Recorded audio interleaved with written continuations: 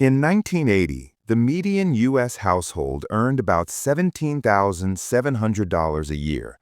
Adjusted for inflation, that's $70,000 in today's dollars. Today, the median household earns roughly $80,000. So the typical family is making $10,000 more than their parents did.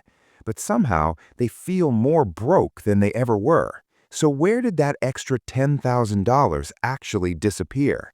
Your parents made less than you do, but they felt richer. They could afford more. They had room to breathe. You got promoted twice, your salary went up, and you're still living paycheck to paycheck. This isn't in your head. The math actually changed. And I'm going to show you exactly what broke. Here's the thing that doesn't add up. If you're earning $10,000 more than your parents in real dollars, you should have more financial breathing room, not less. So what happened to that money? The first piece, that household income number, hides who's actually working. In 1980, a single income could reliably support a middle-class life. According to labor force data, one earner, one job, one paycheck could cover the house, the car, the kids. In the 1970s, about 45% of married couple households had both spouses working. Today, that number is closer to 65%. Dual incomes aren't a choice for most families anymore. They're a structural requirement. The household income went up by $10,000 in real terms, but it now takes two people working full-time to generate it. What used to require one paycheck now requires two. And when both people have to work just to cover baseline costs, there's no backup plan. One job loss and the entire structure collapses. That's the first break, but it doesn't explain where your $10,000 went. Because even with dual incomes and that extra $10,000, families today still feel financially stretched in ways their single-income parents didn't. What's eating that money? Housing. The math completely changed. According to Federal Reserve data, in 1980, the median home price was roughly 3.6 times the median household income. That meant if you were making $17,700, a typical house cost around $64,000. Put another way, about 3.6 years of your salary could buy you a home. Today, that ratio has ballooned to 5.6 times household income nationally. In cities like Los Angeles or San Francisco, it's over 11 times. So today, it takes 5.6 years of your salary to buy what used to take 3.6 years.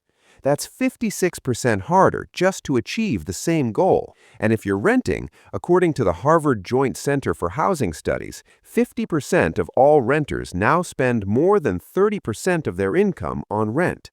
That's the threshold housing economists call cost-burdened, where housing costs crowd out other essentials. 27% spend more than half their income just on rent. Before you make any choice about your life, 30 to 50% of your money is already gone. That's the second break. And that's where most of your $10,000 went. But even accounting for housing, something still doesn't add up. You've heard the official inflation numbers. The government says inflation has been 2 to 3% most years. So why does everything else in your life feel so much more expensive? Because not everything inflates at the same rate. The official inflation number, CPI, the Consumer Price Index, it's an average across all consumer goods. Imagine you're in a room where one side is freezing and the other is on fire. The average temperature might be comfortable, but you're still miserable. That's CPI.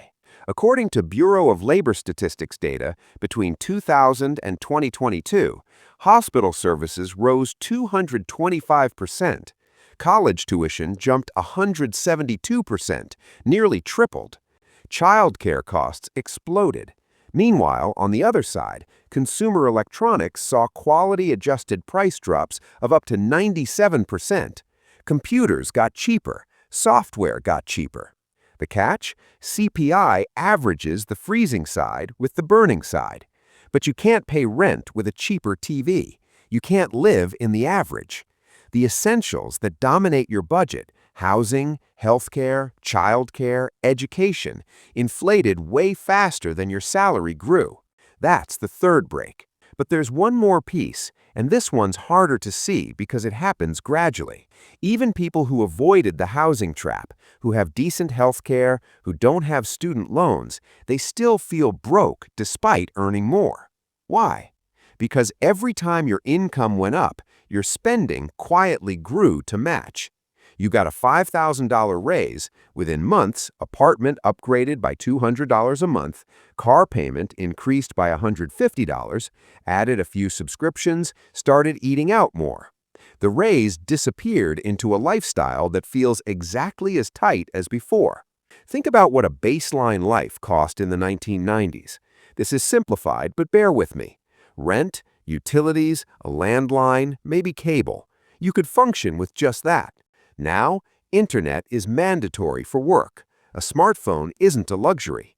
According to consumer spending studies, the average household now carries 12 to 13 active subscriptions, streaming, apps, software, memberships, averaging about $220 a month. Psychologists call this lifestyle inflation. Your spending grows in lockstep with your income. Your brain adapts. The upgrade becomes the baseline, and you never actually feel the raise. That's the fourth break. So now you see how all four pieces work together to consume that extra $10,000. The two-income requirement means no financial backup. Housing costs jumped from 3.6 years of salary to 5.6 years. Essential expenses inflated far beyond the official rate, and lifestyle creep absorbed what was left. Let me make this concrete. This is one scenario. It'll vary by region and your situation, and it's simplified to show the pattern. But watch how quickly the money disappears. Say you're earning $80,000 a year. After taxes, that's about $5,000 a month. Rent, $2,000. Health insurance, $350. Student loans, $300. Car payment and insurance, $500. Phone, internet, and utilities, $250. Groceries, $450. Subscriptions, $220. You're at $4,070. You have about $930 left. That $930 has to cover savings, retirement, emergencies, car repairs, medical copays, visiting family, any kind of life. One unexpected expense and you're in the red. This is why people earning what sounds like good money still feel financially stretched. What matters is this: your paycheck is just a number. Your purchasing power, what that number actually can buy, that's what determines your quality of life. So before you blame yourself, ask these three questions. How much of my income disappears before I even make a choice? How much longer would it take me to buy a house than it took my parents? And did my spending quietly grow every time my income did? Those are the real questions, not why am I bad with money?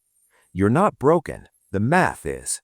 If you want more videos breaking down the hidden economic systems and financial mechanics they don't teach you, the real math behind cost of living, purchasing power, and why money works the way it does, subscribe. I explain one system every week. Your salary went up $10,000. Housing, healthcare, and lifestyle inflation took every dollar. You're playing the same game your parents did. The rules just quietly changed.